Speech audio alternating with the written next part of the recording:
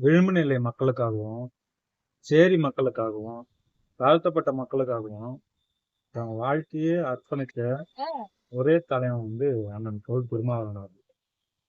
இந்த 2026 எலெக்ஷன்ல மொத்தம் அண்ணனை வந்து 8 தொகுதியில வந்து அவருடைய வேட்பாளர்கள் நிக்க வச்சாரு.